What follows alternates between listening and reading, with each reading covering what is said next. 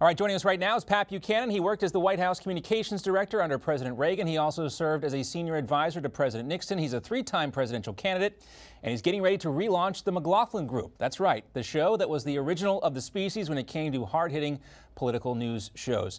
On immigration, Pat, let's get started. The Trump administration, they're trying to close this loophole known as the Flores agreement, which limits the amount of time illegal immigrant families can be detained. Democrats say the president is just trying to be cruel here.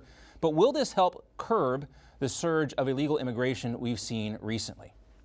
I think it might. I think if you do detain the whole family together for a long period of time and the folks coming to the border see that and they're informed about that in Central America, and it doesn't look as though they're automatically going to be turned loose into the America's general population, I think there's no doubt it will be a deterrent of some kind and have some effect on this mass move toward the American border now from the folks in Central America. Yeah, I mean, if Congress isn't going to do anything, everybody agrees this is a problem, and if Congress isn't going to do anything, these are the only options the president has, right?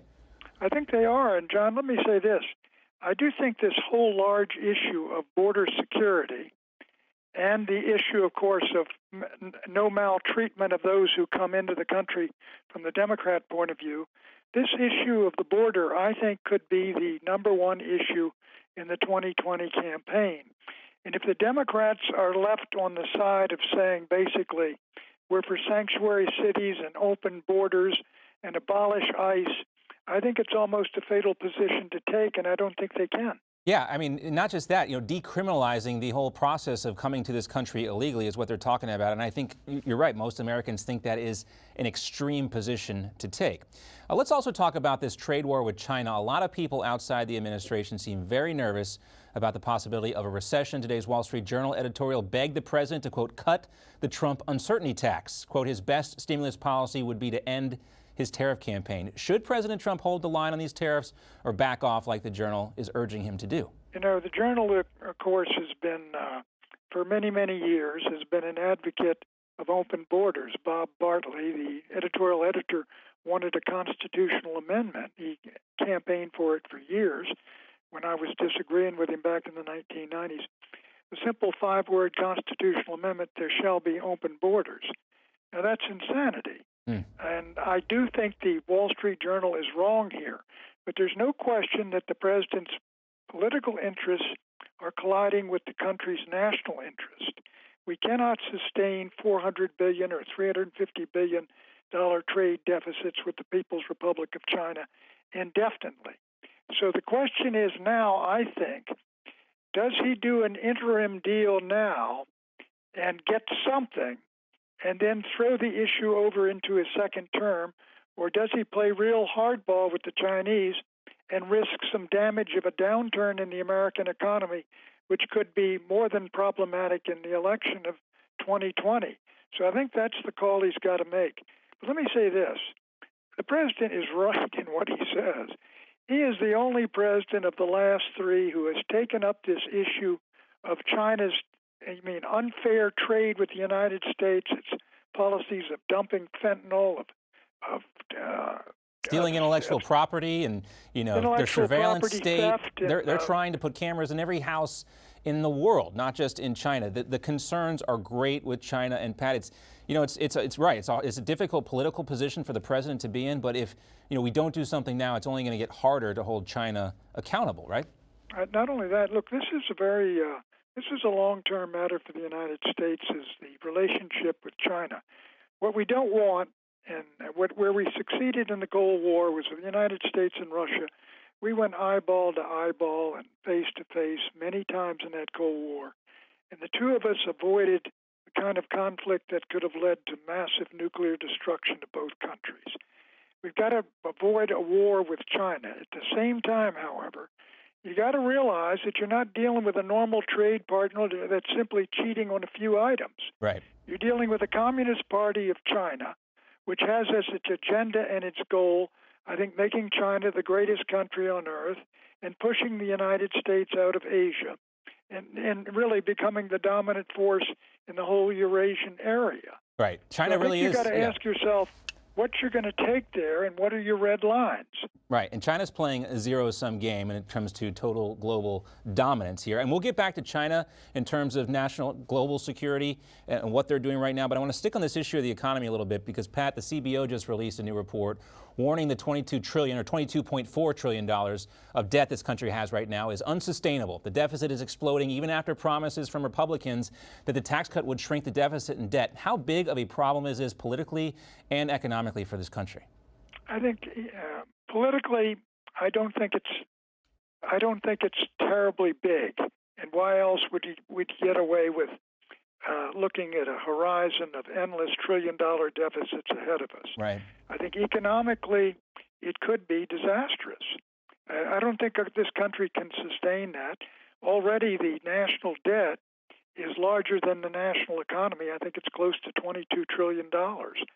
I don't think that's sustainable over the long haul. But politically, I mean, there's no will, it seems, to cut entitlements or take the measures that you would have to do. That raises, John, an issue that I've been thinking of. Putin, what Putin did, and it cost him politically, was he added 5 years to the retirement age for pensions for women and men in Russia in one fell swoop.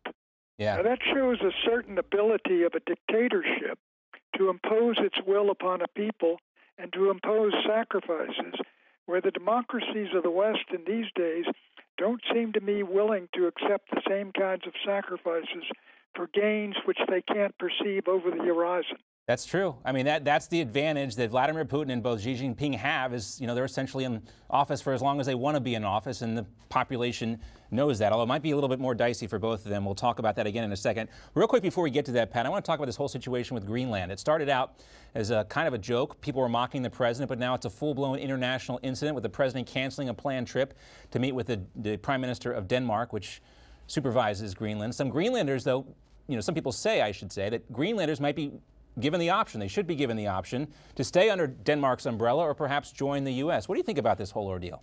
Or become independent. I don't think their population is, about 60,000 or something? Yeah. John, I just finished a column on that called Greenland, Trump's MAGA Idea. I mean, if you take a look at American history, and it's a tour through American history, how we acquired the first 13 states and then Louisiana, grabbed the Southwest from Mexico and California as well, bought the Virgin Islands, got the Philippines and Puerto Rico by going to war against Spain.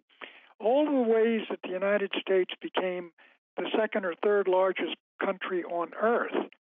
And I think Trump's vision, his idea, here's this great island, the largest island that's not a continent in the world, sitting in between Europe and North America and the Arctic and Atlantic Oceans.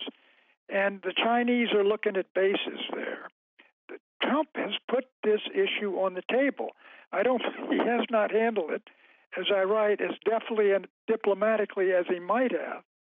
But the whole issue of the future of Greenland, I think, is now going to become an issue in world diplomacy. Yeah, where would the United States be without our defenses in Alaska and Hawaii, right? I mean, this is what the president clearly was thinking about. Now let's talk a little bit more about Russia and the G7. I want to focus on what President Trump said recently about inviting Russia back to the G7, formerly the G8. Take a listen. It's come up. Should we put Russia back in? We spend a lot of time talking about Russia at those meetings, and they're not there. I think it would be a good thing if Russia were there, so we can speak directly, not have to speak by telephone and other things. So, now, Pat, real quickly as we wrap up here, Russia is not invited to the G7, but China is. I know you recently written a column about China is the more aggressive and bigger concern right now than Russia. And if China is going to be at the G7, shouldn't Russia be there as well? Well, my view is the president has been right on Russia, and I regret we've been unable to do more. Look, one of the greatest mistakes, I think, in my lifetime was at the end of the Cold War. Rather than bringing Russia into the West, right, the United States and its allies moved the NATO alliance onto Russia's front porch. And through these color revolutions and things, we were dumping over governments left and right. And Russia said, in effect, we've been lied to. The Americans in the West promised us all this. with the end of the Cold War, and we got nothing. And they've become really a potentially hostile power. And I think that, again, President Trump's instincts in the campaign, and one of the reasons I supported him, was the idea that, look, we should engage with Russia. There's a tremendous number of areas where we've got common agreement, other areas where we got sharp disagreements. But, Nixon and Reagan, I mean, they're both of them in their presidency sought opportunities to engage with Russia because they were such a great power, and the threat of war was something we had to avoid. And so I think President Trump, and the problem is, I'll tell you, that Russophobia in this capital city is appalling. Yeah. You have to engage Russia, or else the alternative, as you mentioned, what we're doing right now, unfortunately, we've driven Russia into the arms of China. Right, exactly. And these treaties that were so monumental have fallen by the wayside. You have to engage your adversary, and President Trump is trying to do this. Last question, Pat. We're talking about the Chinese. I know you've focused a lot on Hong Kong as well. Some of these protesters have been waving the American flag. They've been playing the Star-Spangled Banner to irritate the Chinese authorities. I know you write a lot about the declining influence of the West, but this has got to give you some hope that American democracy and American exceptionalism still means something in other parts of the world. Well, it really does, and the fact that they wave the American flag, it's very moving, very heartening for all of us. What they're saying to the Chinese communists and to Beijing is we would like the freedoms and the independence and the democracy that the Americans have. And why can't we have it? However, I remember, I'm still old enough, John, a little older than you, back in '56 when we were marching around in ROTC uniforms, that Radio Free Europe sort of encouraged the Hungarians to rise up and throw the Russians out, which they did. And then when the hundreds of Russian tanks came pouring into Budapest in 1956, the Americans did nothing. Vice President Nixon was sent to the bridge at Andal, to welcome those fleeing the communist intervention and crushing of that revolution. So I think what we should say to the folks in Hong Kong, you've got a right to demonstrate, you've got a right under that treaty China negotiated with Britain to exercise certain rights, but don't be violent.